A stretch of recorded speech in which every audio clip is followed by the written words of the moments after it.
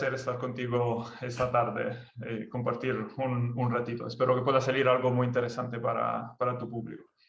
Bueno, seguro que sí. La verdad es que, bueno, me hacía mucha ilusión que tuviéramos un rato para charlar desde dos ángulos. Uno desde tu ángulo profesional, porque es una persona que, bueno, que tienes una carrera ya importante, una carrera larga y además de éxito.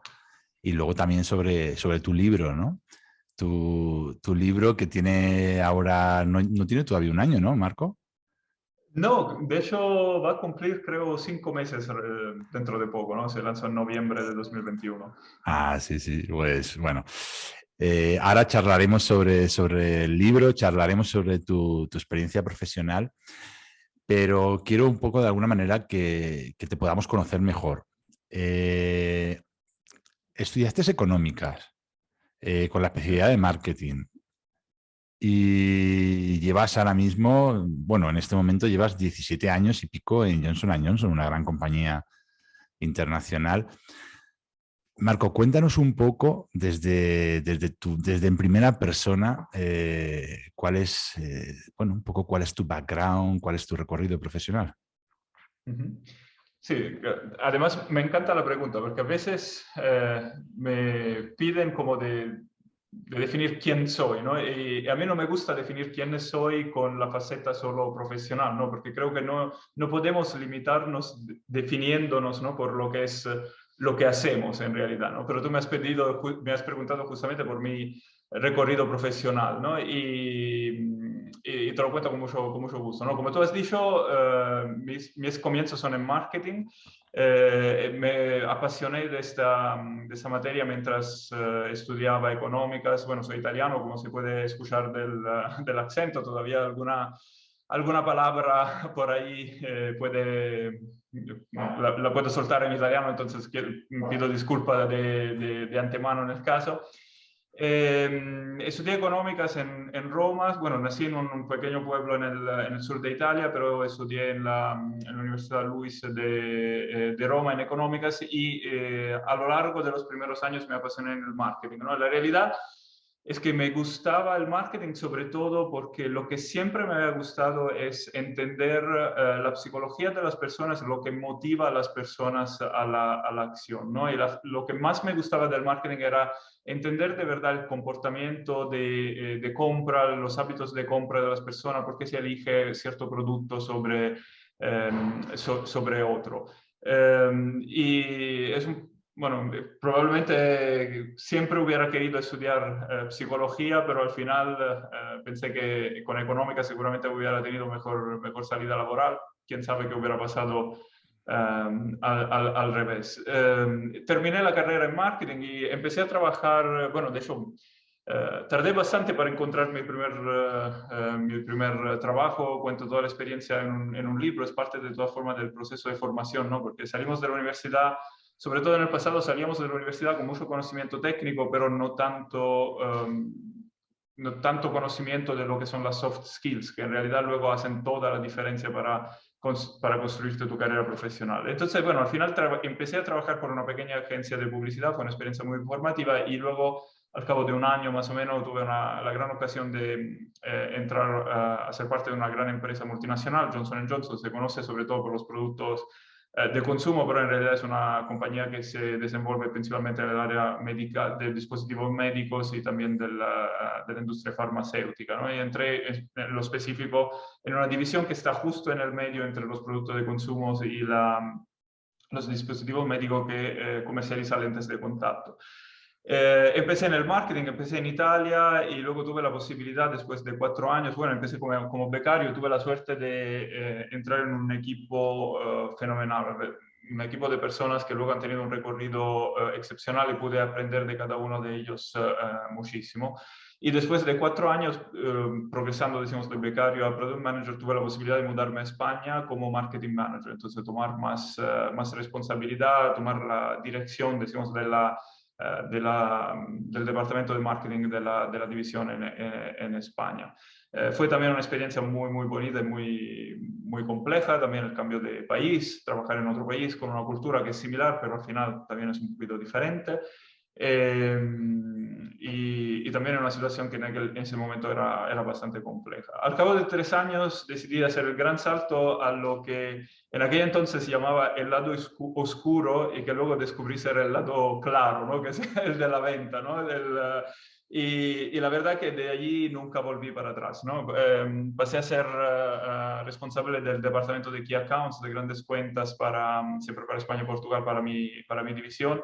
Fue probablemente uno de los roles que más me encantó de mi carrera profesional. Me encantaba todo de la gestión de grandes cuentas porque puedes pasar de la estrategia a la negociación con los clientes, a la implementación de los planes, al desarrollo de campaña de marketing con el cliente. Entonces, es como un manejo de negocio a 360 grados, ¿no? con el cliente. Y de allí, bueno, tuve la suerte de seguir creciendo, de ser responsable comercial y luego Business Unit Manager de mi división para España y Portugal durante unos años. Y hace 3 años más o menos tomé una nueva posición como responsable de... siento... Tranquilo, tranquilo, por el ahí, perro. fuera, sí. Forma parte de la familia. Sí. Y justamente empecé tomé esa posición internacional para todo EMEA, lo que llamamos EMEA, que es Europa, Medio Oriente, África, como responsable de Commercial Excellence. Es un papel extremadamente interesante, bueno, primero por la amplitud geográfica, ¿no? La posibilidad de conocer personas y profesionales de muchas diferentes culturas y luego descubrir al final que las bases de lo que es la venta es prácticamente la misma, tanto como si operas en Rusia o en Medio Oriente, en Arabia Saudí o en España o en Italia o en Inglaterra, ¿no? Al final, al centro de todo están las personas, en las relaciones de las personas y las necesidades de las personas. Y a lo largo de ese camino también profesional, bueno, como responsable de Commercial Excellence, quería comentar también, soy responsable tanto de la parte, decimos, de optimización de los procesos de venta, entonces todo lo que es la optimización de los procesos de go-to-market y también, que es una parte que me encanta, de la parte de formación y desarrollo de la fuerza de venta a todos niveles de la organización. Estamos hablando de unas centenares de personas en todo Europa, Medio Oriente, África, a diferentes niveles, ¿no? de vendedor, de responsable de área, de key account, de national sales manager. Entonces, todo lo que está relacionado a incrementar sus competencias, buscar cuáles son las competencias que tienen que mejorar y desarrollar entrenamientos con respecto a eso. Y eso es un área que me encanta porque también paralelamente a mi actividad en la empresa me formé, sobre todo mientras estaba desempeñando el rol de Business Unit Manager como coach. También fue una experiencia que me cambió la vida. Contratar a un coach en primer lugar y entonces tener sobre mi piel, decimos, un proceso de coaching y luego también decidir también... me gustó tanto la experiencia que decidí formarme yo mismo para poder ayudar a otras personas a ser mejores, ¿no? Que al final es un poco el rol del coach, ¿no? Ayudar a mirar a la vida, a mirar a los problemas con ojos diferentes, a cambiar la forma de pensar y de ver ciertas cosas para que esa persona pueda encontrar, el coachee, la persona que recibe el coaching pueda encontrar sus propias respuestas. Entonces tú no vas a aconsejar la respuesta, pero ayudas que la persona mire a la vida de forma diferente, entonces descubra sus propias respuestas y sea al final más feliz o una mejor persona, mejor profesional y tener una vida más plena, ¿no? Y me formé, bueno, durante unos años en la Universidad Francisco de Vitoria con un equipo increíble también del Instituto de Desarrollo Directivo Integral. Y empecé a practicar un poco, a hacer mis pinitos en el coaching como actividad paralela, ¿no? Y me especialicé, mi interés principal es ayudar a una persona como era yo, igual cuando empecé en la empresa, ¿no? Hace 20 años más o menos, a desarrollar su carrera, a entender cuáles son los aspectos que hay que cuidar tanto desde un punto de vista de competencias técnicas, pero también sobre todo de soft skills para poder desarrollarse en el ámbito empresarial y en definitiva también en el ámbito vital en general, porque claro, como hay una frase que me gusta mucho, que no hay desarrollo profesional sin desarrollo personal, ¿no? Primero te tienes que desarrollar como persona para poder luego hacer que tu negocio sea más grande o que tu posición, que tú puedas crecer también dentro de una empresa. Así que esos son un poco mis andaduras a nivel profesional y como tú decías antes, el año pasado, con la ocasión de la pandemia y muchísimo tiempo libre, no tener viajes por hacer, decidí también dar un salto más y realizar otro sueño que tenía desde hace tiempo, que es lo de escribir un libro, que obviamente va de esos temas, se llama El poder de tus creencias, ¿no? Al final lo que quiero traspasar con ese libro es desafiar los pensamientos de cada uno para que se entienda que al final nuestros pensamientos están creando nuestras vidas día tras día, porque al final lo que haces es actuar en base a lo que piensas, a cuáles son tus creencias, que luego influencian tus pensamientos y tus emociones. Entonces, bueno, he intentado plasmar en ese libro un poco todo lo que he aprendido en todos esos años, en esa carrera, tanto desde el punto de vista empresarial que desde el punto de vista personal, pero sobre todo no queriendo imponer nada, simplemente queriendo un poco retar a las personas a desafiar su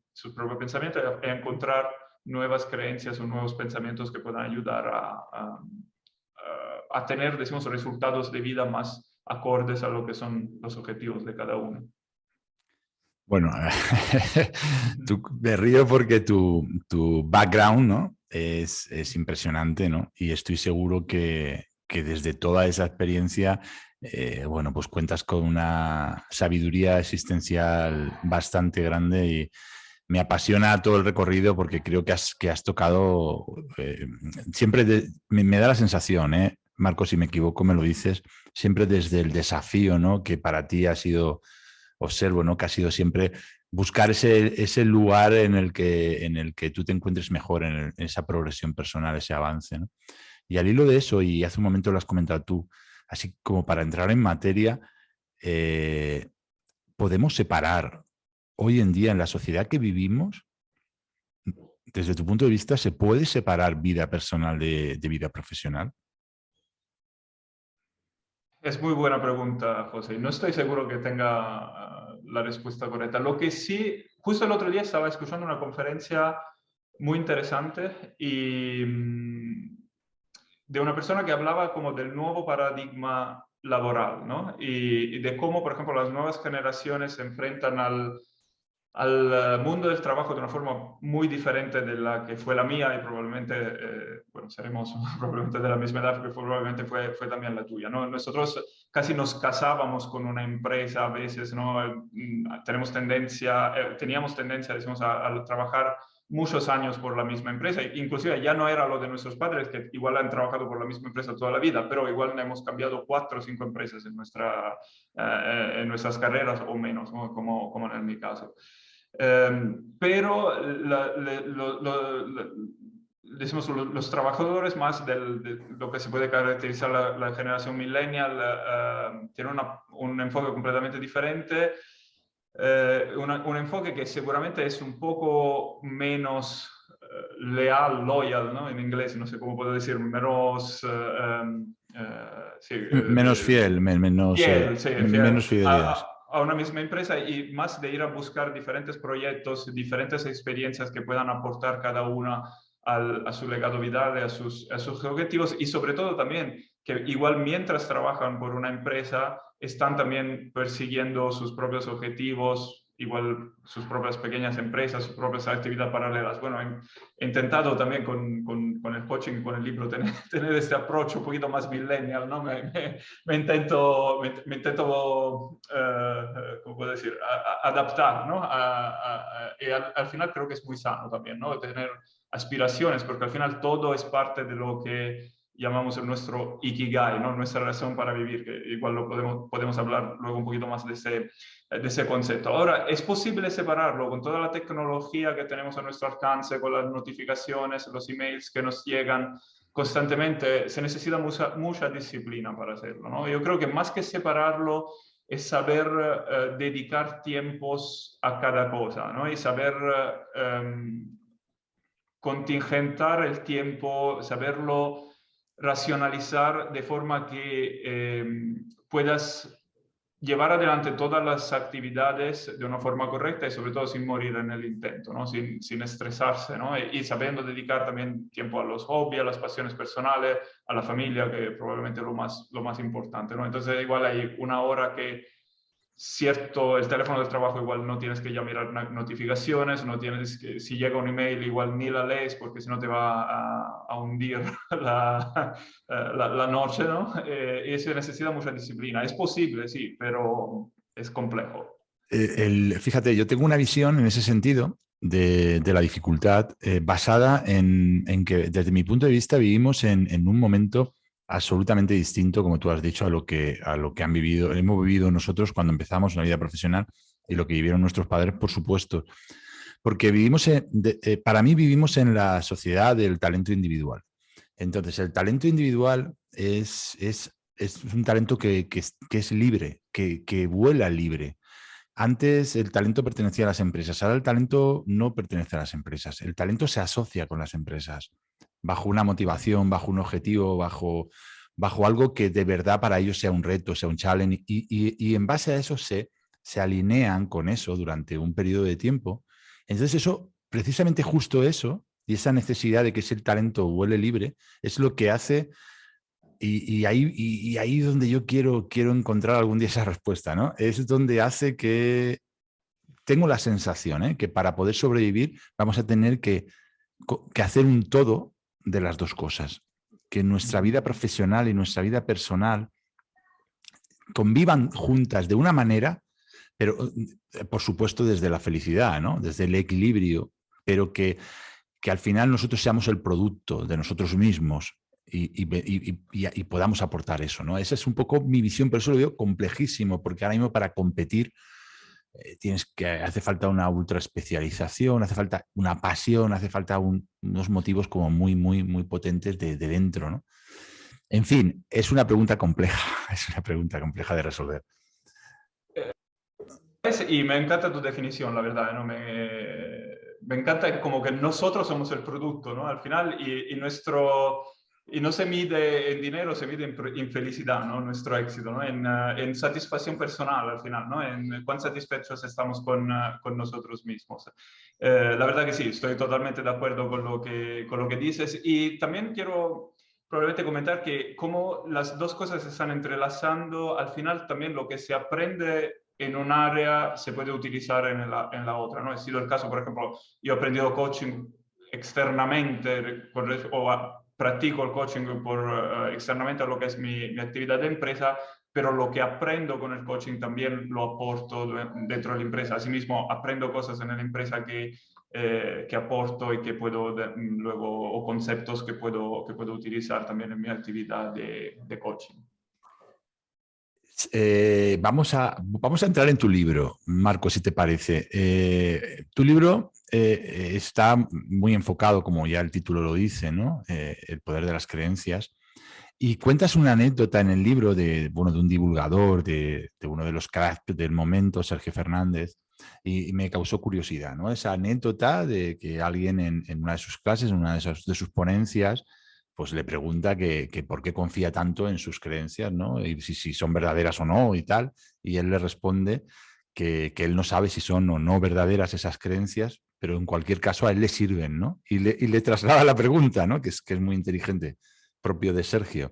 Y le dice ¿y las tuyas? ¿Te ayudan o no te ayudan en tu vida, ¿no? Entonces, con esta introducción un poquito al poder de las creencias, ¿cómo nos cómo nos marca la vida, lo que llegamos a poder hacer en nuestra vida, esa mochila de creencias muchas veces en la que no hemos sido conscientes que las hemos ido alimentando, las hemos ido cultivando y cómo nos puede marcar, tanto para el éxito como para el fracaso? Otra vez, gran pregunta y tal vez no sería suficiente hablar durante 2 días para contestarla completamente, pero voy a intentar sintetizar, digamos, unos conceptos fundamentales, ¿no? Lo que tú dices, esa frase me impactó mucho, ¿no? Porque te hace entender una de las cosas más importantes, que las creencias que tenemos no se tienen que juzgar en términos de correctas o incorrectas, ¿no? Nosotros podemos tener unas creencias incorrectas que son funcionales a lo que queremos alcanzar, ¿no? Entonces, lo que tenemos que considerar desde un punto de vista de las creencias es si son funcionales o disfuncionales a lo que queremos alcanzar. Y es importante también considerar que cada creencia que tenemos en nuestra vida al principio fue funcional para algo, ¿no? En un principio. Igual con el tiempo se queda en nuestra vida y ya no es funcional, ¿no? Y tenemos todavía en nuestro DNA cosas que nos llevamos de cuando los hombres vivían en la jungla, ¿no? en la Sí, sabana, ¿no? Muchas de las reacciones emocionales, ¿no? A veces es como cuando la amígdala toma el control y hay solo 3 reacciones, ¿no? Cuando estamos en una situación de miedo, sentimos peligro, las únicas reacciones que hay son, como dicen los ingleses, fly, fight o freeze, que significa o te huyes o te bate o duchas o te paralizas, ¿no? Y te quedas como paralizado a ver si el oponente como hacen un poco los gatos, ¿no? Cuando a veces se quedan así paralizados, ¿no? Pero es importante entender que las creencias influencian profundamente todo lo que hacemos en nuestra vida. ¿Por qué? Porque hay una pirámide muy bonita, ¿no? A veces se dibuja como un iceberg, ¿no? Donde lo que está visible son nuestras acciones y nuestros resultados, ¿no? Y todo lo que la gente mira, ¿no? Entonces se puede ver una persona que supuestamente tiene una vida exitosa o que actúan de cierta manera. Pero, ¿qué es lo que influencia nuestras acciones y entonces nuestros resultados? Lo que influencia principalmente son nuestras decisiones, ¿no? Las decisiones que tomamos cada día que nos hacen actuar de alguna forma. Y esas decisiones al final, a su vez, están influenciadas por los sentimientos, ¿no? Muchas de nuestras acciones, lo que nos lleva a la acción casi siempre es un sentimiento, ¿no? Puede ser un miedo, puede ser una aspiración, puede ser el amor, ¿no? Las ganas de alcanzar algo, el entusiasmo. Y esos sentimientos derivan otra vez de nuestros pensamientos, ¿no? Son creados de nuestros pensamientos. Frente a la misma situación, nuestros pensamientos diferentes de diferentes personas pueden producir emociones diferentes. Una persona puede generar miedo, en otra persona puede generar entusiasmo o pasión y por ende, decimos, actuarán de forma diferente y tendrán resultados diferentes. Y al final, ¿de dónde vienen nuestros pensamientos? Si quieres cambiar tus pensamientos, tienes que ir a la fuente, a la surgente de todo, y eso son nuestras creencias, lo que de verdad está impreso en el fondo de nuestra alma, ¿no? Que pueden venir, como explico en el libro, de 3 áreas diferentes, ¿no? Pueden venir desde la educación que hemos recibido de nuestros padres o de nuestros profesores, pueden venir de experiencias que hemos vivido y entonces queremos replicar o queremos olvidar, y pueden venir del contexto en que hemos vivido, o sea, lo que era socialmente aceptado en el contexto en que vivíamos. Y tener la claridad mental de analizar, de saberse autoanalizar y saber definir de dónde vienen tus creencias, por qué las tienes y si son funcionales o no a los objetivos vitales que tienes en ese momento, y entonces que puedan ayudar a alcanzarlos o bien te pueden alejar de ellos, es fundamental, ¿no? Y a veces es un proceso que podemos hacer solos, pero muchas otras veces necesitamos ayuda para hacerlo, ¿no? Y para eso están coaches, psicólogos y muchos otros profesionales. Es potentísimo porque, claro, siempre se ha popularizado mucho el concepto de las creencias y siempre, bueno, ya lo tenemos como muy oído y parece que todos sabemos de qué va, pero realmente es un concepto que tenemos que aterrizarlo para que pueda formar parte de nuestro cambio, ¿no? Y a mí se me ocurren plantearte que reflexionemos sobre 2 cosas que están muy alineadas con las creencias. Una, el que seamos conscientes, estemos convencidos de que los responsables de todo lo que nos pasa en la vida, o si no de todo, evidentemente de todo no, pero de gran parte de lo que nos pasa en la vida, somos nosotros. Asumir la responsabilidad, tomar en primera persona esa responsabilidad, ¿no? Y eso, digamos que es el primer paso para luego dar ese saltito y decir, bueno, ahora que soy consciente que el primero que se tiene que poner en acción soy yo, ahora voy a pasar al autoconocimiento, voy a poner tiempo y energía en intentar conocerme mejor para poder descubrir qué puedo cambiar en mi vida para que la vida, en definitiva, que es lo que todos deseamos, me vaya mejor, ¿no?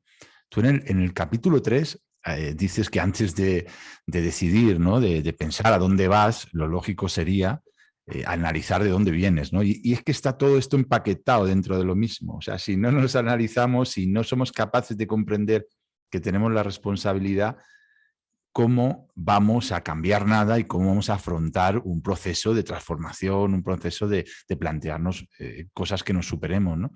Y la pregunta es casi social, porque desde el punto de vista de tu experiencia, tú llevas muchos años no solo dirigiendo equipos, sino conociendo a muchas personas distintas. ¿Crees que el ser humano actual es consciente de la necesidad de tomar protagonismo en sus cambios y de poder hacer cosas? Oh. Me encantan tus preguntas, José. La verdad que yo digo siempre que una buena pregunta es la que no sabes contestar de inmediato, ¿no? Porque necesitas reflexionar, ¿no? Y entonces, ese es el caso con una pregunta como esa, ¿no? Sinceramente, creo que estamos en el camino como humanidad, ¿no? Obviamente es difícil de generalizar, pero creo que siempre y siempre más personas están despertando esa conciencia de autorresponsabilidad, ¿no? De sentirse responsable de su propia vida, de sentirse el marinero de su barco, ¿no? Que es el primer paso que tienes que hacer para alcanzar tus objetivos, ¿no?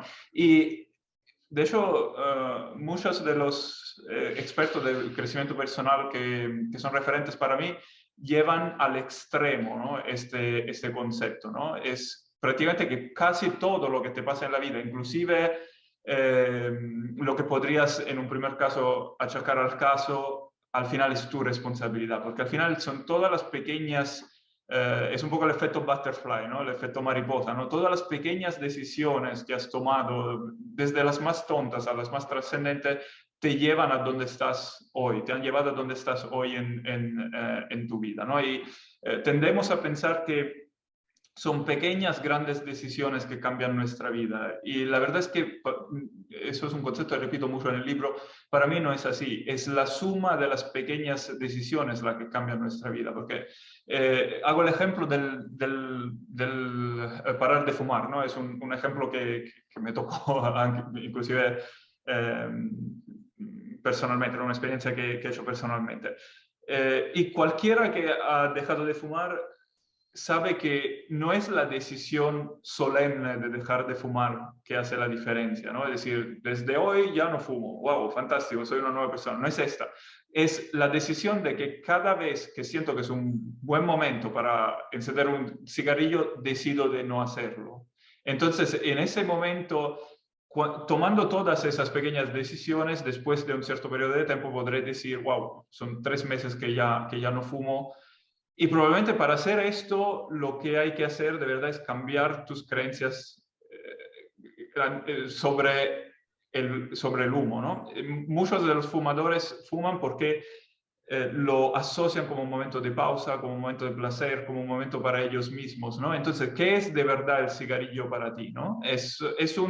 ¿Cuál es tu creencia respecto al cigarrillo? Es un ejemplo igual tonto, pero que te hace entender la importancia de verdad de lo que es. Y de hecho hay un libro buenísimo sobre eso de Alan Kerr, ¿no? Que es cómo parar de fumar si sabes cómo hacerlo, que hace exactamente eso, te hace reflexionar sobre cuál es tu creencia con respecto al cigarrillo. O sea, ¿por qué lo haces? Nadie fuma porque es un buen sabor, no es un buen sabor, es un sabor asqueroso, ¿no?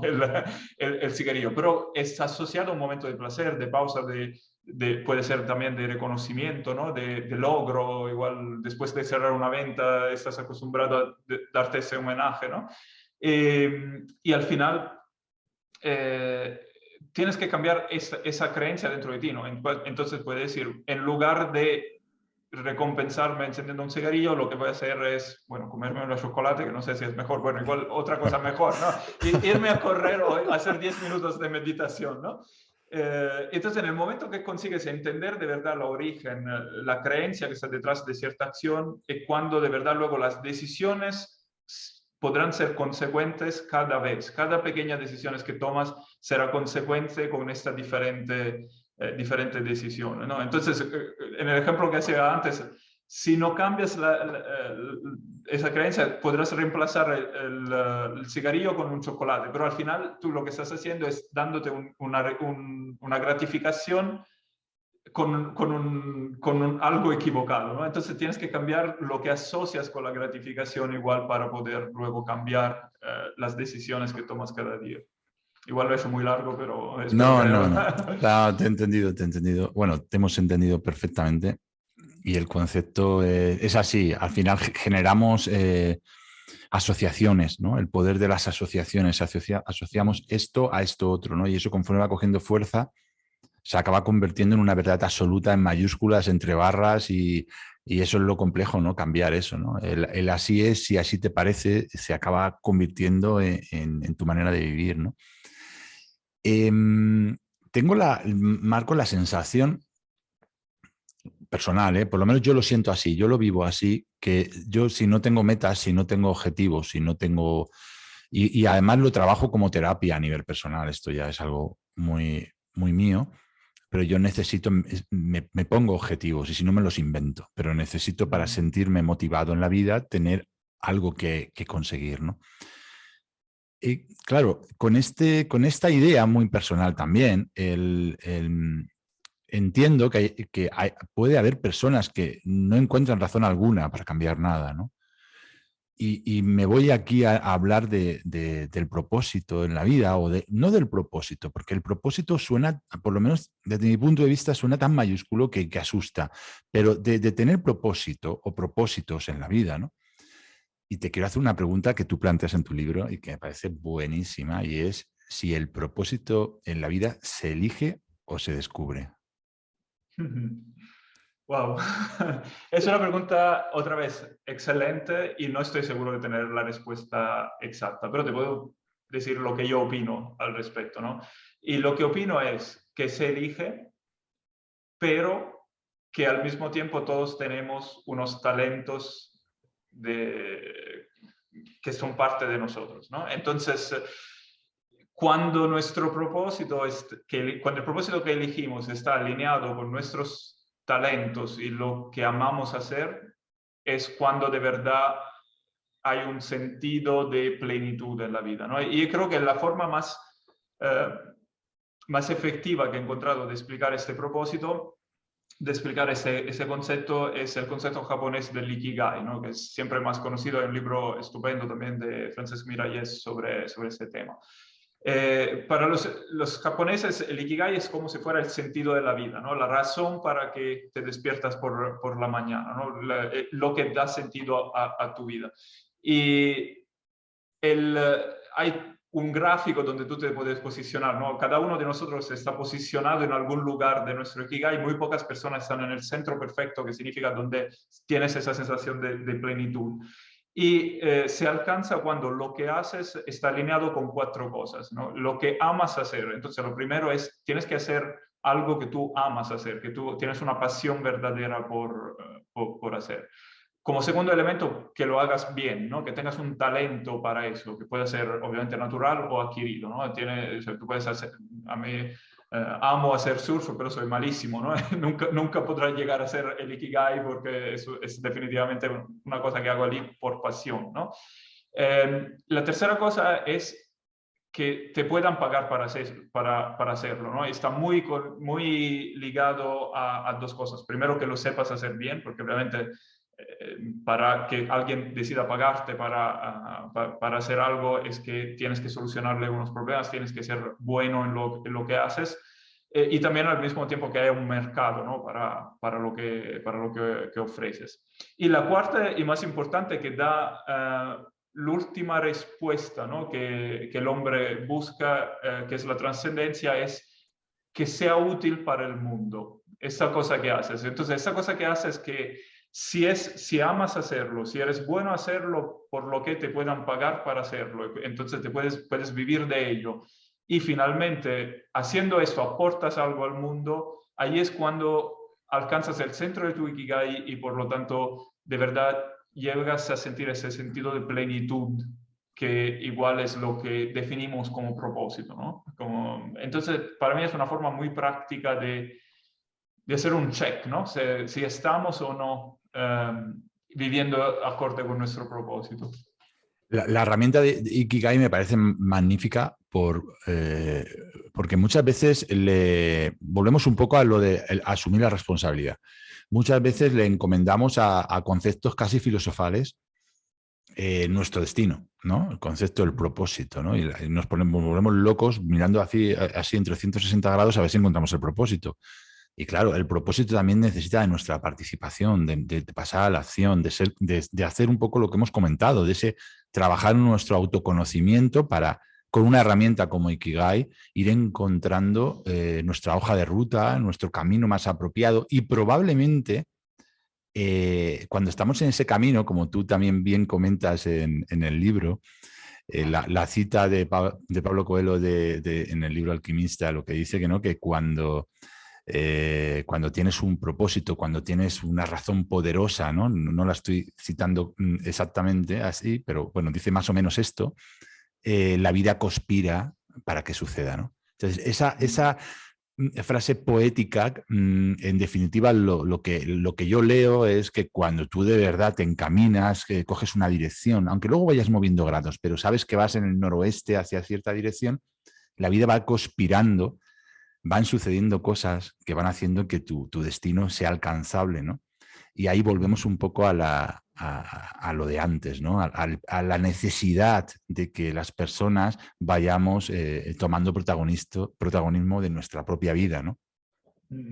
Sí, aquí entramos obviamente en un ámbito más espiritual o metafísico, ¿no? Que no puedo probar, ¿no? A mí me gusta cuando hay algunos de esos conceptos que tienen una base científica, me gusta aportar pruebas, ¿no? Decir, mira, eso, por ejemplo, sobre los temas de la importancia de las creencias, ya la neurociencia ha avanzado muchísimo, hay unos libros buenísimos, unos oradores excelentes, ¿no? De que explican exactamente cuáles transmisores activan ciertos pensamientos, cierta forma de creer que impactan inclusive tu salud, ¿no? Cómo nuestros pensamientos influencian inclusive nuestra salud, por ejemplo, inhibiendo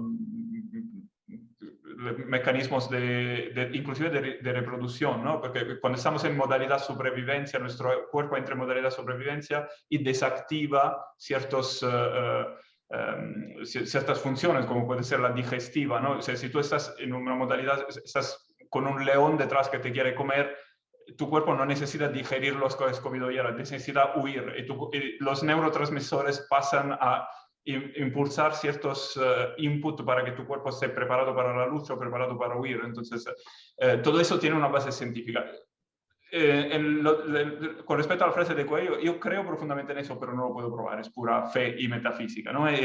Pero yo creo de verdad que la vida te da señales, ¿no? Es una de las creencias que tengo y que como mucho la puedo la puedo comprobar por evidencia empírica, ¿no? En el sentido que cuando vas en la dirección correcta es como que se te alinean los astros, y cuando vas en una dirección equivocada a veces te pasan pequeñas cosas como que te dan una pequeña bofetada para que recapacites, ¿no? Es algo que, sobre todo en la espiritualidad oriental, está muy extendido, ¿no? La ley del karma, por ejemplo, ¿no?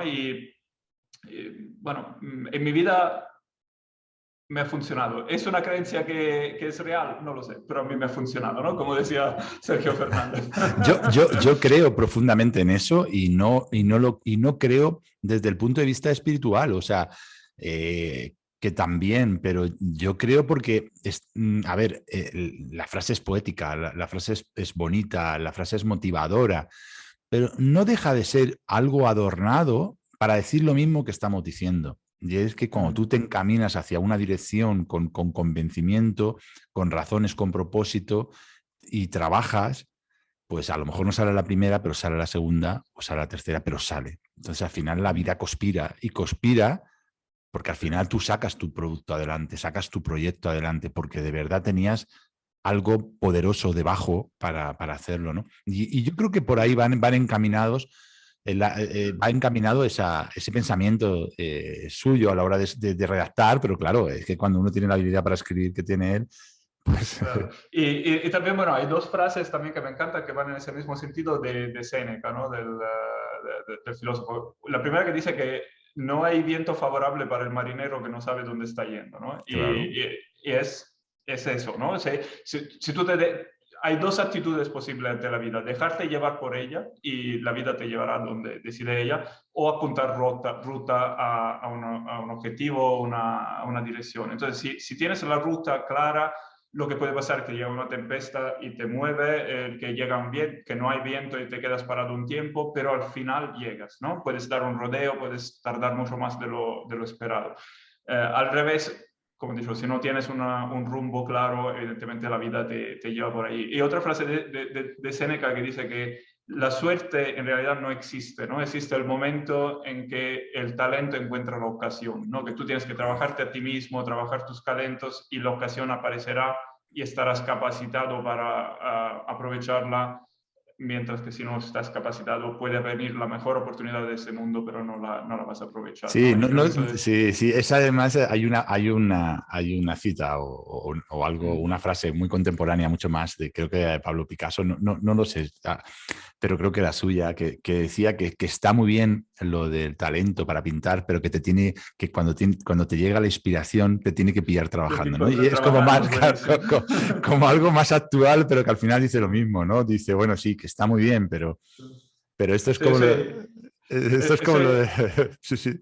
Dime, sí, Marco. estoy enamorado de las citas, ¿no? De las quotes, porque al final son capaces con una pequeña frase inteligente de explicarte un concepto complejo en dos palabras y que se te quede grabado en el alma, ¿no? Sí, es una osmosis de talento ahí concentrado, pero aparte, eh, para mí tienen un poder reflexivo enorme. O sea, yo también soy un enamorado de las citas, porque es una concentración de sabiduría que además invita a, a la reflexión, pero además a la recreación desde nuestro punto de vista, porque al final quien la persona que escribió la cita la escribió de acuerdo a sus condiciones, a sus recursos, y tú la vas a interpretar de acuerdo a los tuyos. Entonces, resulta por esa parte maravillosa, porque tu interpretación es tuya. O sea, al final tú esa frase la entiendes de acuerdo a tus recursos, a tus conocimientos, ¿no? Entonces, para mí eso es como la lectura, ¿no? A mí la lectura me resulta súper inspiradora.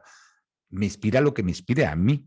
Claro, tú dirás, y a ti te inspira otra cosa, y a cada uno nos inspira una cosa distinta, pero el caso es que nos inspira. Y En es, absoluto, totalmente de acuerdo.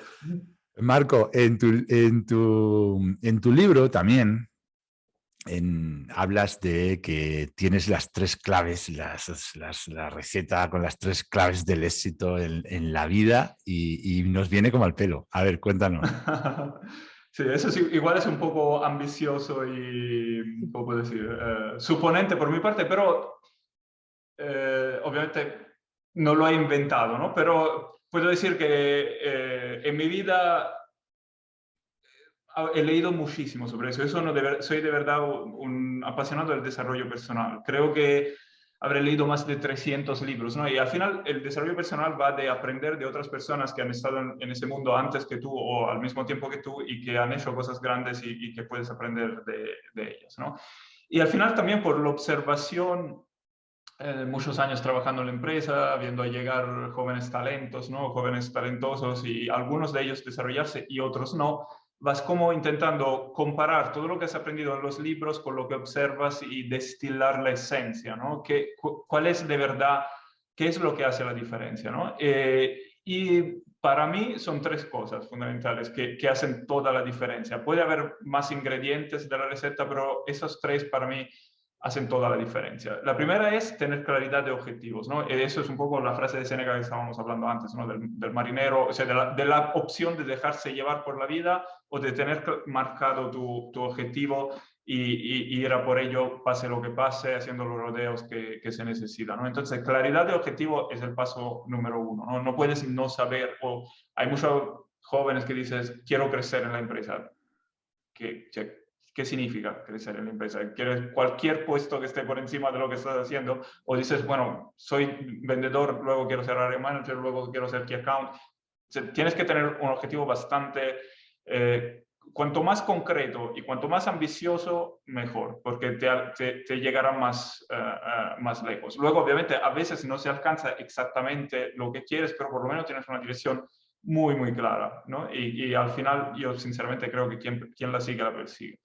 La segunda es probablemente para mí la más importante de todos y es donde veo a la gente fallar constantemente. O sea, todos los que veo, y veo muchas personas con mucho talento y muchas ganas de trabajar, fallar por falta de autoconocimiento. O sea, conócete a ti mismo, ¿no? Conocerse a sí mismo, tener lo que los anglosajones llaman self-awareness, ¿no? Es lo más fundamental del mundo. ¿Por qué? Porque te hace entender, para llegar a tu objetivo, lo que ya tienes, o sea, cuáles son las fortalezas sobre las que te puedes basar, pero sobre todo lo que no tienes, lo que tienes que aprender, lo que te falta para llegar. Porque siempre llegar a un objetivo es un proceso que es físico, es de perseverancia, pero también es un proceso mental, es a veces cambiar nuestra forma de pensar para poder elevar nuestro pensamiento y así actuar de forma diferente y alcanzar cierto objetivo diferente. Y de hecho, una frase que me encanta también de la cultura oriental es como, no se puede llenar una taza que ya está llena, ¿no? Y cuántas tazas llenas he visto en las empresas que al final no pueden aprender nada más porque piensan de saberlo todo, ¿no? Y saber de no saber es la clave para eso, ¿no? Como decía Sócrates. Y también hay una cita fantástica de Benjamin Franklin, ¿no? Que dice, hay tres cosas extremadamente duras, ¿no? El acero, el diamante y conocerse a sí mismo. Y eso es muy duro conocerse, porque significa mirar el lado oscuro, ¿no? Como en Star Wars, mirar este pozo profundo donde viene todo Total. tus mezquinidades, tus fallos, tus debilidades, ¿no? Y hay que enfrentarse a ello para crecer.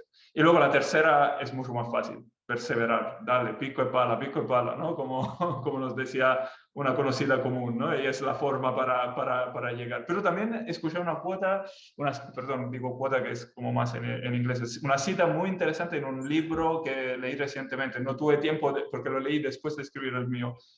Pero dice que la perseverancia por sí sola no es suficiente, porque si solo perseveras haciendo siempre lo mismo, vas a tener los mismos resultados. Entonces, lo que tienes que hacer es perseverar y experimentar. Es decir, si no ha funcionado, dejas lo que estabas intentando, perseveras, pero haciendo otra cosa diferente. Intentas de otra forma, ¿no? Y al final, si perseveras y experimentas, vas a aprender lo que necesitas para alcanzar. Así que esa es la receta, ¿no? Muy sencilla, suena simplón, pero creo que al final es eso, ¿no? Objetivos claros, autoconocimiento, saber lo que quieres aprender y finalmente pico y pala.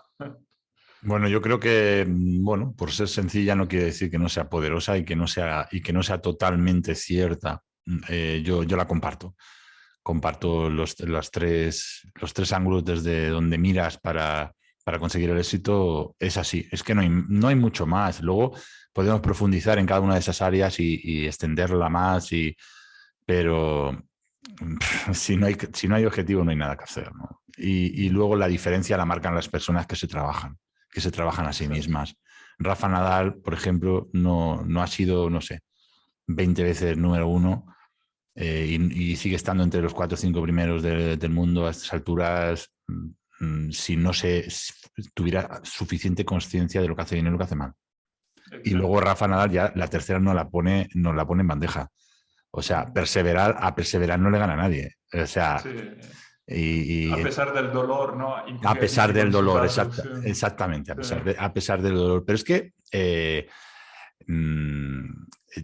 no nos va a dar tiempo, pero tú hablas en tu libro de la lucha, ¿no? Y de la lucha que todos que tenemos a diario, ¿no? Yo utilizo una frase que escuché, bueno, que escuché una vez, pero nunca he conseguido saber si tenía una referencia o fue una cosa espontánea, ¿no? Y dice que la vida no es un regalo, que la vida es una conquista. Y tú hablas de luchas y cada conquista tiene diferentes luchas. Entonces, alcanzar cualquier conquista en la vida va a tener necesariamente que sus batallas, sus luchas, sus cosas, sus conflictos, que tenemos que necesariamente saber manejar, saber gestionar, tanto externa como internamente, pues para sobrevivir en primer lugar y para superarnos en la vida, ¿no? Y eso también marca un poco la diferencia y me lleva a un punto que tú dices, la mayoría de la gente piensa que el orden en la vida es tener, hacer y ser. Pero claro, el orden es otro, ¿no, Marco? ¿Cuál es el orden? El orden es justamente al revés, ¿no? Ser, hacer, tener, ¿no? Bien, ¿cómo explicarlo de forma sencilla, ¿no? La mayoría de la gente piensa que cuando sabrá, cuando tendrá una posición mejor, cuando tendrá más dinero, entonces podrá tener cosas, ¿no? Y entonces ser feliz, ¿no? Y en realidad es justo al revés, ¿no? Otra vez parafrasando Stephen Covey o Einstein, que dicen, bueno, las cosas primero hay que crearlas en tu imaginación y luego las materializas en la realidad, ¿no? Entonces, lo primero que tienes que hacer es cambiar tu persona, crecer como persona para que tus procesos de pensamientos, de emociones y entonces de decisiones y de acciones sean diferentes. Y eso naturalmente hará que actúes de forma diferente y naturalmente te llevará a resultados diferentes, que es un poco lo que decíamos al principio, ¿no? Y lo digo mucho también a los jóvenes talentos, hace toda la diferencia, ¿no? Mucha gente, hablando también de venta, ¿no? Que es un poco nuestro ámbito, ¿no? Mucha gente piensa que ser un buen vendedor, siendo el mejor vendedor, puede ser luego el mejor jefe, ¿no? El mejor responsable de área. Es una creencia muy equivocada, ¿no? Porque las competencias de un jefe de área y de un vendedor son completamente diferentes, ¿no? Y saber ser un buen vendedor no significa que vas a ser el mejor jefe de área. Y hay jefes de área que pueden no ser tan buenos vendedores como los mejores vendedores que tienen su equipo, pero simplemente el nivel de pensamiento y las competencias que son requeridas por cada posición son diferentes, ¿no? Totalmente, totalmente. Y ahí en tu libro también hablas bueno, hablas de muchas cosas. Hablas del ego, ¿no? Y cómo nos afecta en la dificultad que tenemos todos para concentrarnos en el presente. Mm. Pero el ego nos limita siempre y cuando nos tenga entretenidos con lo que pasó y con las expectativas de lo que queremos ser. Y en el territorio de las ventas, que es en el que nos movemos los dos a nivel profesional, yo creo que el ego es nuestro mayor enemigo. Si analizamos nuestro ego y el ego de nuestra compañía, si analizamos el formato, ¿no? de formación en ventas tradicional, pero yo todavía sigo observando a diario el formato de formación en ventas actual, está absolutamente centrado en la conquista. Y quiero separar esta conquista de la que he dicho antes, en la conquista de ser más inteligente que nuestro cliente, ¿no? Ser más inteligente que él y tal, y nuestro producto es lo más importante, nuestra victoria es lo más importante, nuestra venta, nuestra cuota, etcétera, ¿no? Y nos aleja de la auténtica realidad de la venta, ¿no? Y que la auténtica realidad de la venta, desde mi humilde punto de vista, nace de una verdad que es absoluta, y es que no hay razón de vender si no hay cliente.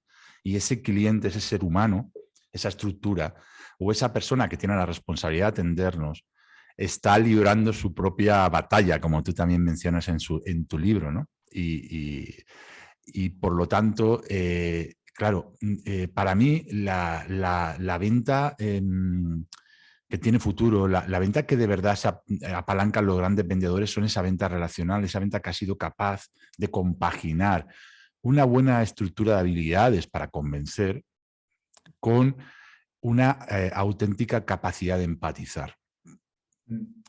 En toda tu experiencia profesional, ¿cómo has vivido la relación con tus clientes? ¿desde qué ángulo has notado, has sentido tú que has avanzado, has progresado y has tenido éxito? Sí. Estoy totalmente de acuerdo contigo, ¿no? Además, quiero también mencionar, ¿no? Sabes que he leído también tu libro, me ha encantado, ¿no? El enfoque que proponen en ello. Y creo que defines de una forma patente, ¿no? Lo que es vender y cómo, qué es lo más fundamental desde lo estratégico a luego los procesos. Pero como tú dices, los procesos vienen después, ¿no? Son importantes, pero vienen después. Lo fundamental es que hay una persona con una necesidad. Y eso es donde nace la venta, ¿no? A mí me encanta cuando hago, bueno, en posiciones anteriores he tenido que hacer muchas entrevistas de selección para posiciones de vendedor o de key account o de, bueno, posiciones de venta. Y me encantaba preguntar qué es para ti la venta, ¿no? Porque cómo contestaban a esa pregunta te hace entender ya si es una persona que podrá ser un buen vendedor o no, o bueno, si hay que trabajarlo mucho para que se vuelva un buen vendedor, ¿no? Y la mejor respuesta que escuché en, en los años es que en realidad vender, el proceso de vender, ¿no? Es satisfacer una necesidad de otra persona, que es el cliente, a través de la forma mejor, a través de las herramientas que tú tienes a disposición, ¿no? En tu maletín de productos o de soluciones que ofrece. Entonces, lo primero, lo primordial es la necesidad del cliente, ¿no? Es saber identificar qué necesita y para qué lo necesita, ¿no? Y la segunda fase es saber identificar, porque no todo lo puedes ofrecer. Igual necesita una cosa que tú no tienes en tu portfolio de productos, en tu oferta de empresa, o tu empresa no ofrece simplemente. Entonces, simplemente no puede haber una venta si hay una necesidad que tu producto o tu empresa no puede satisfacer. Pero de todo tu maletín de herramientas, ¿no? Que a veces son productos, a veces son servicios o soluciones, y a veces también son tu creatividad en utilizar esas cosas, ¿qué es lo que mejor compagina con la necesidad de ese cliente, ¿no? Y cómo puedes estructurar la mejor oferta para que en realidad tú no estés vendiendo, estés solucionando un problema de tu vendedor. Tú en realidad no existe la venta, no existe la compra. Hay alguien que decide comprarte porque piensa que lo que le estás ofreciendo soluciona su necesidad, ¿no?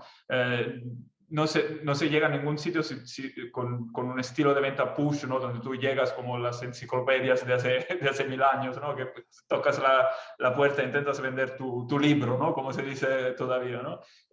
Efectivamente, lo que quieres que te compren, ¿no? No quieres ser tú en vender, pero para que te compren, tú tienes que ser muy bueno en seguir ciertos procesos y dominar ciertas técnicas para que puedas llegar a entender esa necesidad. No es tan fácil, se necesita también habilidades un poco de coaching, ¿no? De saber hacer las preguntas correctas para que esa necesidad aflore. A veces no es la primera necesidad que te dicen, a veces lo que de verdad piensan está más al fondo y tienes que ir a buscarlo con preguntas mucho más dirigidas. Y al mismo tiempo la creatividad para saber empaquetar lo que tú tienes y que pueda solucionar esa necesidad que tiene el cliente, ¿no? Entonces yo creo que esa es la mejor definición que escuché de venta. Bueno, ahí aparece también asociado a la venta, ¿no? Ya aparecen los conceptos de co-crear, los conceptos de win-win, ¿no? Son conceptos como muy colaborativos, como muy de generosidad también, no todo para mí, sino no para mí, para ti, ¿no? Crecemos juntos, hacemos algo grande juntos, ¿no?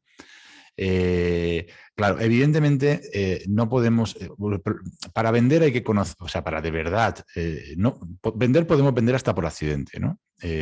Podemos despachar por accidente, alguien corre y nos pide algo y nosotros se lo damos, eso es despachar. Vender es algo un poco más complejo y conquistar ya es algo completamente distinto, ¿no? Que es un poco por donde van los tiros para el futuro, porque ya digamos que el valor esperado en la venta está como muy definido y muy ampliado, vamos a tener que aportar mucho más y para mí va todo muy encaminado al concepto relacional, ¿no? Al concepto de construir.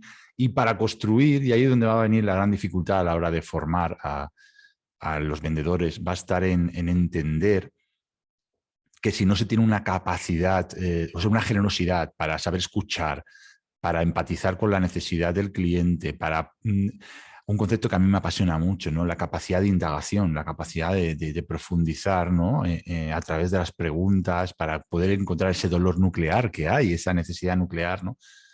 Pero para eso hace falta primero ser muy generoso, o sea, entregar tu tiempo a ese cliente, ¿no? Y eso es algo muy complejo. Fíjate que tú en tu libro hablas de, bueno, pues de los 7 elementos de negociación de Harvard Business School, son fantásticos. Estamos hablando de la escuela de negocios probablemente más prestigiosa del mundo. Y si analizamos los 7 elementos, todos tienen De al cliente relación. presente. Todos. Estamos hablando de Harvard. O sea, todos tienen al cliente con un respeto pasmoso. Entonces, pero yo sigo viendo a diario presentaciones, propuestas en las que se acaba transmitiendo una sensación a la gente de que puede adquirir un producto que lo va a convertir, le va a dar una varita mágica y que a través de esa varita mágica va a poder, bueno, pues de alguna manera conseguir que los clientes compren cada vez que él abre la boca con una serie de palabras mágicas y vas a conseguir una venta, ¿no? Por eso yo insisto, ¿no? Insisto mucho desde mi pequeña atalaya de comunicación en que tenemos que trabajar esa primera parte de la que hablábamos también en el desarrollo personal, ¿no? Autoconocimiento, transformación, generosidad, conocer al cliente, ponernos en el lugar de él. Toda esa parte es fundamental y se habla poco también desde mi punto de vista.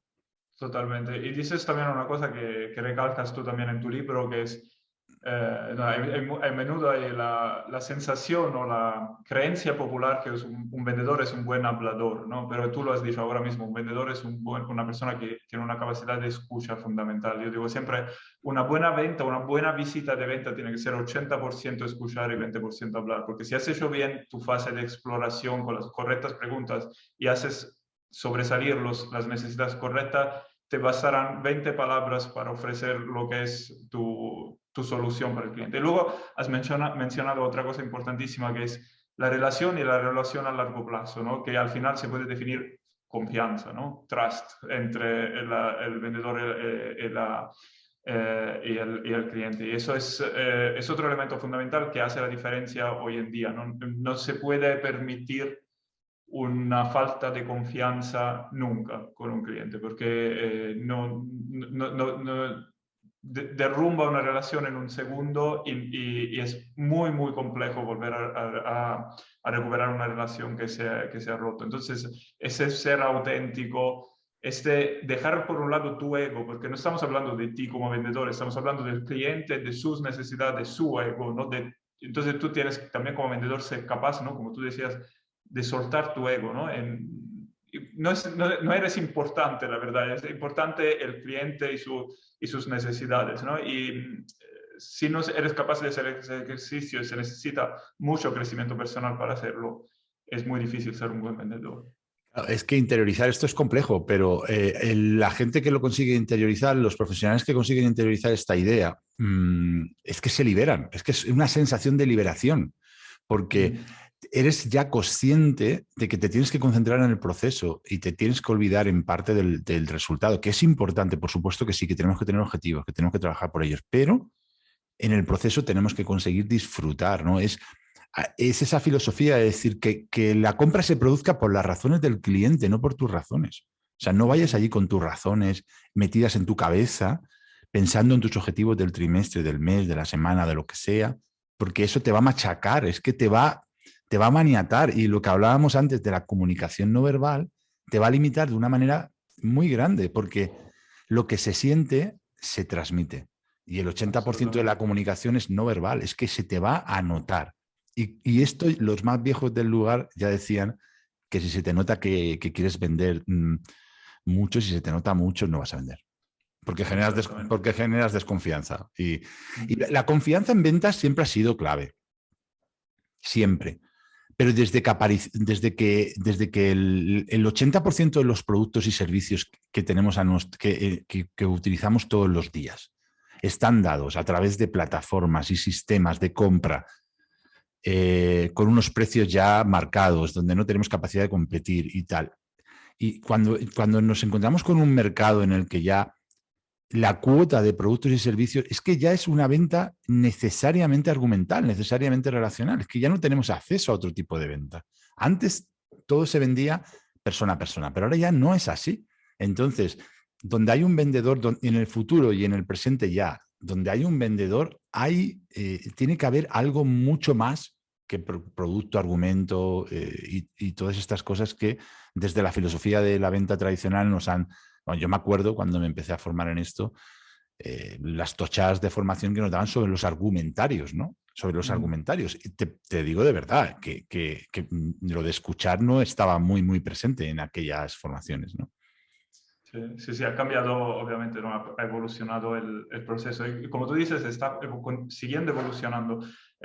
También en la conferencia que estuve la semana pasada escuché otra presentación muy, muy interesante sobre qué va a cambiar en la venta, ¿no? Y hoy el cliente está siempre más informado, porque antes de encontrar el vendedor de una o más empresas que ofrecen más o menos la misma solución, él ya se ha informado en Internet, ya sabe casi todo, ¿no? Entonces, lo que antes era una tarea más informativa se vuelve más una tarea consultiva, ¿no? Entonces, más de una venta informativa a una venta de verdad consultiva, ¿no? Donde tú tienes que de verdad entender para qué necesita, qué quiere de verdad solucionar el cliente con ese producto y ayudarle a ver lo que igual él mismo no había encontrado cuando ya se había informado en Internet o en otros canales sobre los productos que había a disposición y hacerle ver las cosas de forma diferente. Yo veo muchísima interrelación entre el coaching y la venta, la verdad, porque al final es esta de hacer buenas preguntas y de escuchar muy bien y de hacer ver cosas diferentemente. Pero más allá de la herramienta, más allá de la herramienta, que el coaching, bueno, no deja de ser en gran parte una herramienta,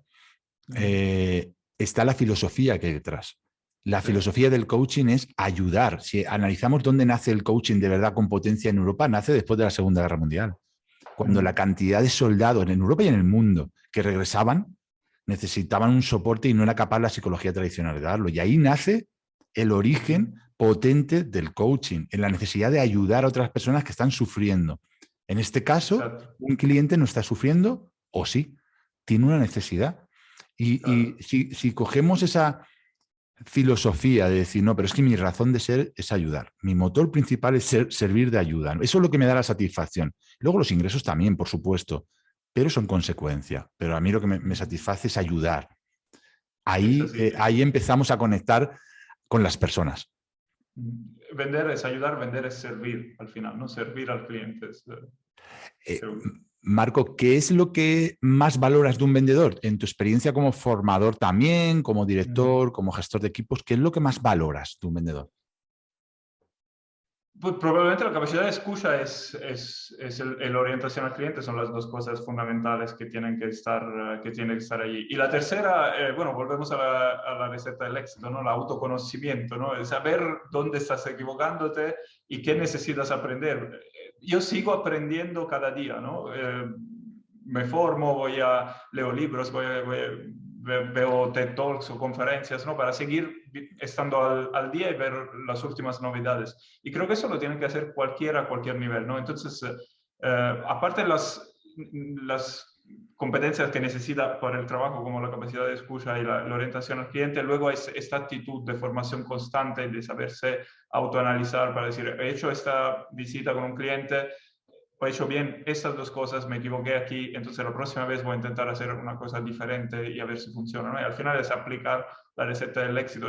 Creo que hay pocos, y llego también a uno de los libros que luego queríamos mencionar, lo menciono después, ¿no? Pero hay pocos trabajos donde el crecimiento personal puede dar un cambio fundamental en los resultados como el trabajo del vendedor, ¿no? De la persona que vende y que sirve, ¿no? Que sirve. Cuanto más mejoras como persona, mucho más vas a vender.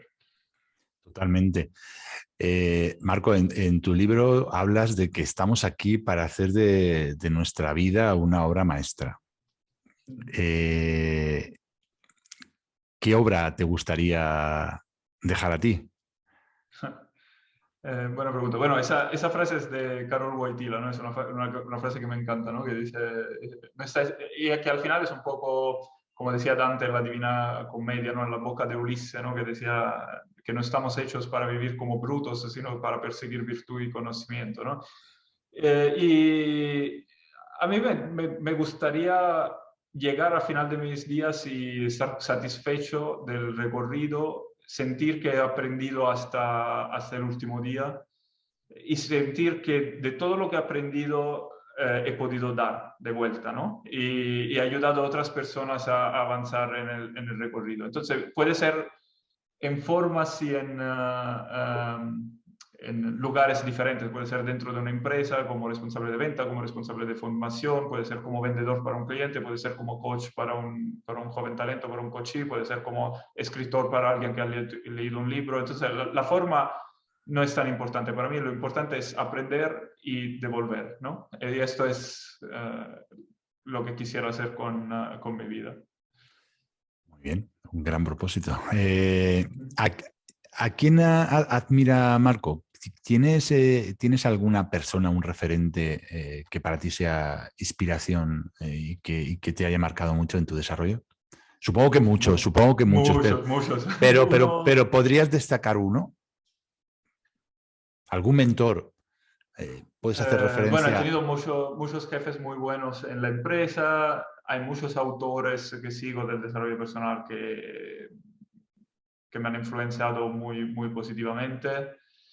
Es que ser un nombre me parece que estoy faltando de respeto a muchos más, ¿no? Y lo que yo creo también es que hay una frase que dice cuando bueno, ¿cómo se dice en español? ¿No? Cuando el allievo, ¿cómo se dice? Cuando el estudiante está pronto, está listo, el maestro aparece, ¿no? Exactamente, sí, sí. Y entonces es una cuestión que, claro, es la importancia también de modelar las personas a las que te quisieras parecer. Y esto lo he intentado hacer en todos los ámbitos, ¿no? Tanto como para escribir el libro tenía mis referentes de los libros principales que me han influenciado en mi carrera. En el coaching tengo mis referentes de coaching. En la empresa, en la venta, en la dirección general, en el manejo financiero, tengo muchos referentes diferentes en varios aspectos, porque luego también tendemos a idealizar personas, ¿no? Y decimos, por ejemplo, ¿no? Hablo mucho en mi libro de dos personas que son Will Smith y Jim Carrey, ¿no?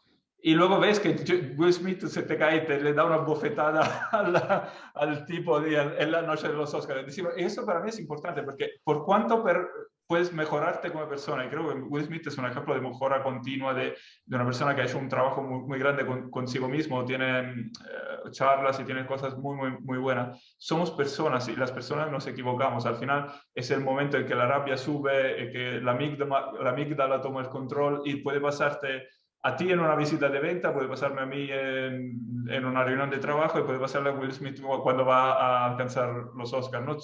Todas las Sí. personas, probablemente el mensaje más grande es que inclusive las personas que consideramos como mitos o que son que nos parecen como grandes campeones, ¿no? Al final son personas y tienen sus equivocaciones como todos nosotros. Así que a veces nos juzgamos muy duramente, es bueno tener modelos, pero nadie es perfecto.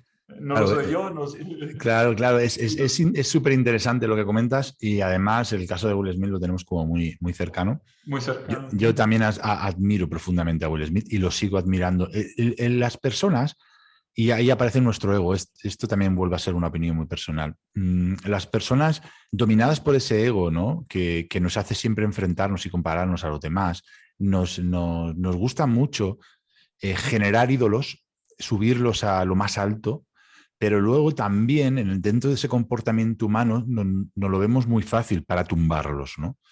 Y eso tiene que ver mucho desde mi punto de vista otra vez, con el mal manejo de las expectativas sobre lo que son las cosas, sobre lo que es incluso la propia vida, ¿no?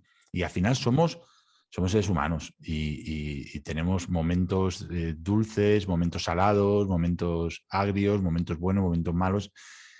Will Smith se ha equivocado, evidentemente, nadie puede justificar lo que sucedió, pero lo que no se puede tirar por tierra todo lo que ha hecho. O sea, realmente él tiene un borrón y todo lo que hará, porque es un tipo con mucho talento. Él tiene un borrón, pero ¿quién no tiene un borrón? O sea, en esta vida, ¿no? El problema es que a él le ponen las cámaras delante porque él es muy visible, pero un borrón tenemos todos, ¿no?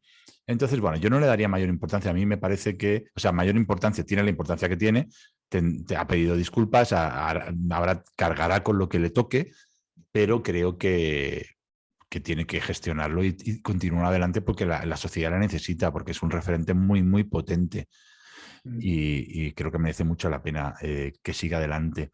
Marco, estamos terminando y en este afán un poco de conocerte mejor como persona, me gustaría para que pudiéramos hacer una pequeña radiografía, nos recomendaras una película, un libro y nos hables de una canción que para ti sea especial.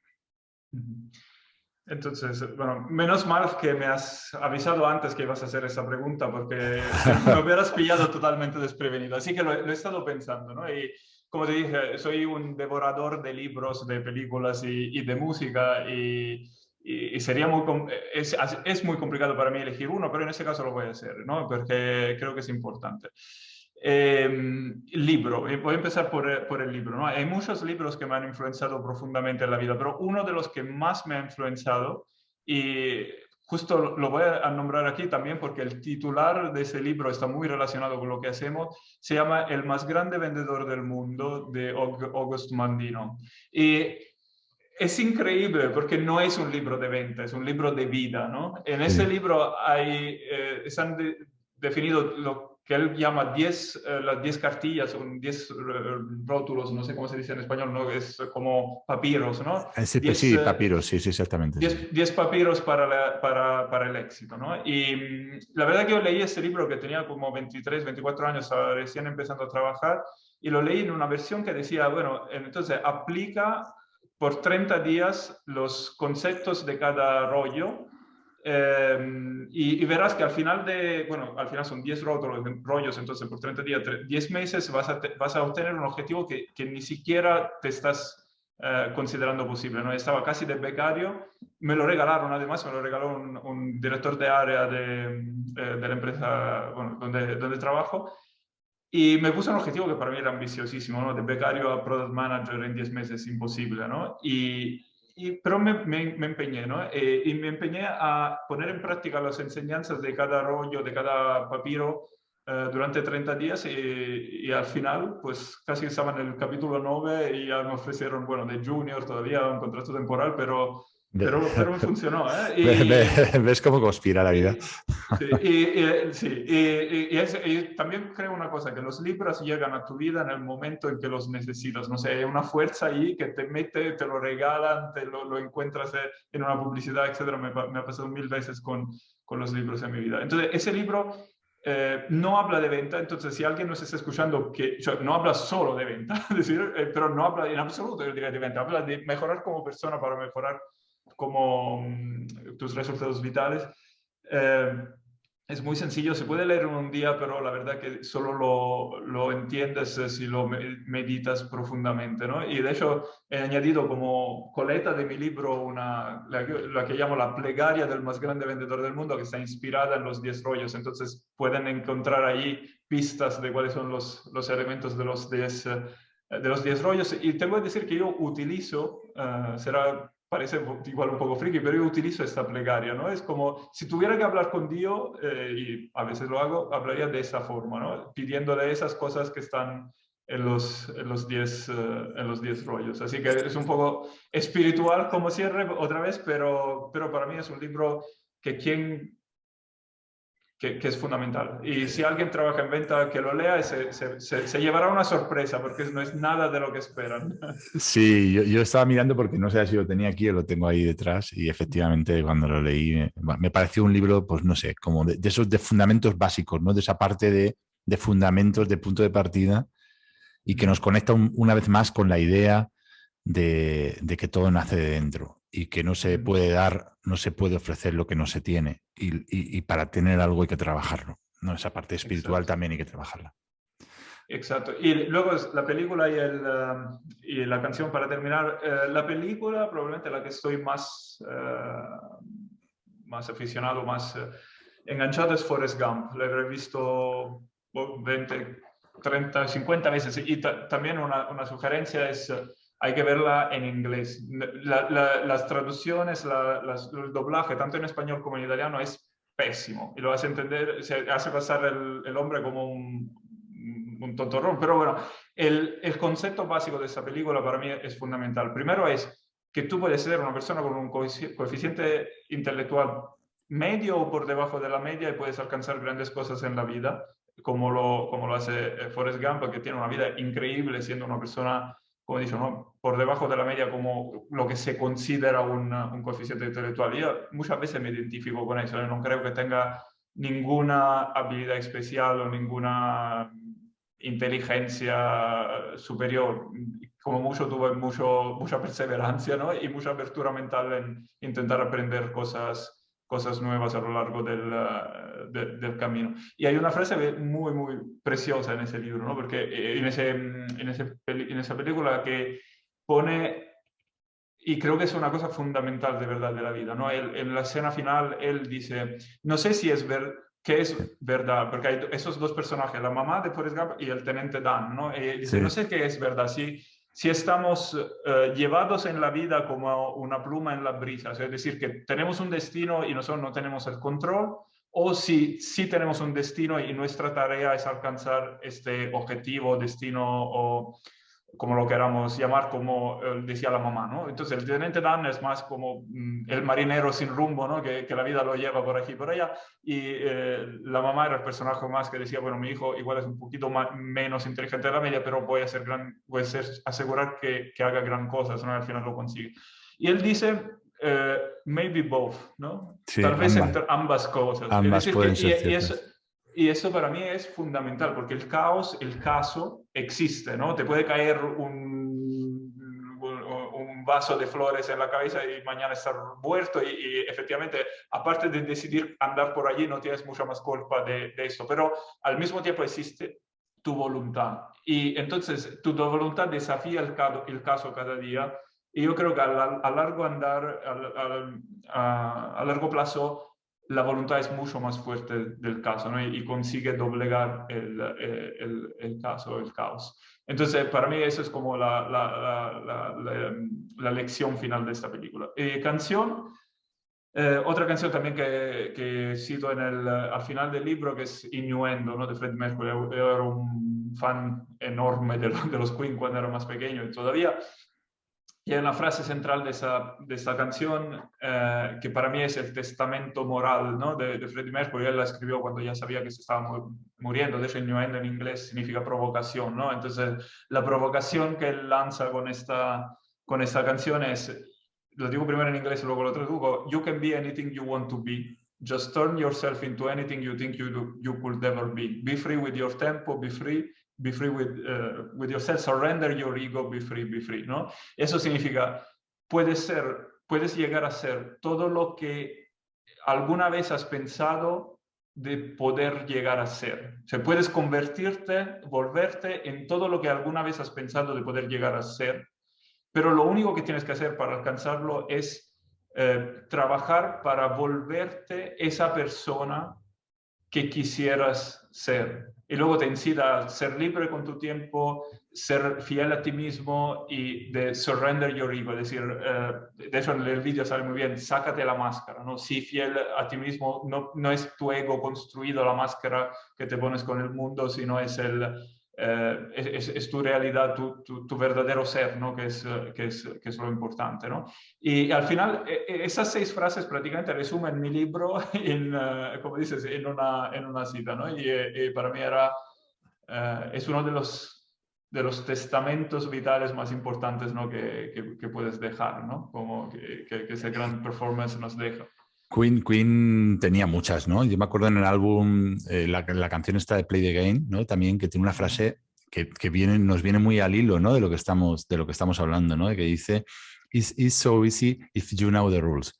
Que al final es fácil si sabes las reglas, ¿no? Si sabes y va un poco de todo esto, pero te tienes que comprometer. O sea, tiene que haber una predisposición a la acción, a conocer las reglas, a conocer cómo funciona, a trabajar, a salir ahí fuera y a luchar por tus sueños, ¿no? Marco, la última pregunta de todas. Si pudieras comunicarte con el niño, el joven, el adolescente o la persona que termina la universidad con 20, 24 años, el marco de esa edad, ¿cuál sería el mayor aprendizaje vital que intentarías comunicarle? Es... uf. Sería... por un lado le diría, estate tranquilo, ¿no? Todo va a ser como, va a ser como tienes que ser, ¿no? Pero si tuviera que decirle algo como para que pudiera cambiar algo, le diría igual, arriesga un poquito más. Puedes soñar más grande, porque vas a conseguir lo que te propones, pero igual podías ponerte un objetivo inclusive más grande, más ambicioso. Pero al mismo tiempo le diría con mucha ternura que creo que se sentiría bastante orgulloso, ¿no? De la persona que se vuelve después de 20 años y que va a hacer cosas que nunca había pensado de hacer, ¿no? Que va a tener experiencias que más allá de lo que hubiera imaginado poder tener, ¿no? Y eso creo que es bonito. Y que, bueno, ojalá que haya un Marco de 60 y pico años en algún lugar que ahora pueda yo recibir qué pasará en 20 años más, ¿no? Muchas cosas han pasado en 20 años, quién sabe si tengo la suerte de estar todavía aquí en 20 años, qué más puede pasar, ¿no? Pero es lo bonito de la vida, ¿no? No saber lo que nos va a pasar. De paso le diría de comprar unas acciones de Amazon igual para... Estaría bien. Comprarla en aquellos tiempos, entonces. en aquel entonces hubiera sido una gran apuesta. Marco, las personas que estén interesadas en conocerte, en seguirte, bueno, en tenerte más ahí, más a mano, ¿no? Para ver lo que compartes, lo que publicas, etcétera, ¿cómo te pueden localizar?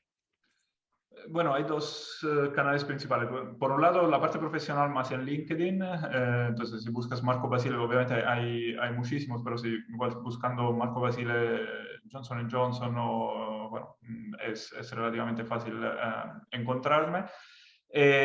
Igual también te puedo pasar para poner el link en el artículo que pondrás con la entrevista. Y allí, bueno, suelo compartir más cosas, decimos, profesionales. Luego he creado por el libro específicamente una página Facebook donde intento también tener conversaciones, directos, compartir ideas, artículos, etcétera, que es El poder de tus creencias. El poder de tus creencias libro, porque había varias páginas iguales. Y también sale en el libro el link para estar al tanto, decimos, de lo que es más mi parte, la pasión, decimos, ¿no? Por el coaching y por el desarrollo personal. Y allí comparto más cosas relacionadas con los temas que están incluidos en el libro. Y en general, decir que estoy encantado. Igual tardo un poco, pero o intento contestar a cualquiera que me pregunta cualquier cosa. Me encanta porque cuando yo he preguntado, en mis días he recibido contestaciones inclusive de las personas que nunca pensabas que te iban a contestar, ¿no? Y yo creo que hay que devolver los favores que la vida te da a través de otras personas, ¿no? Así que preguntarme y estaré encantado de contestar.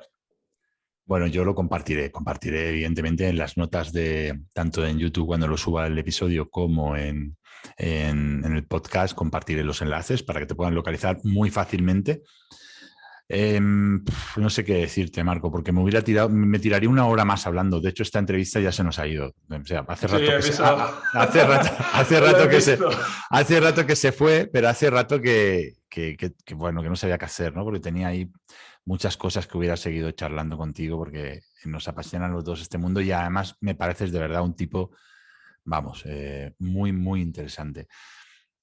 Solo te puedo decir que mil gracias por tu tiempo, por estar aquí, por dejarnos conocerte y que te vamos a seguir de cerca. Bueno, muchísimas gracias a ti por pensar en mí, por esta entrevista en el podcast y otra vez enhorabuena a ti también, ¿no? He leído tu libro, súper aconsejable para quien es como, yo lo defino un MBA de las ventas, ¿no? Y me encantó. Así que Encantado de estar en contacto y cuando quieres para seguir charlando nos tomamos un café y seguimos. Sí, no te quepa duda que apostaremos por una segunda entrevista y seguro que vamos a disfrutarla. Marco, mil gracias, de verdad. Gracias por estar ahí. Gracias a ti, José. Un saludo. Vea, Marco, chao, chao.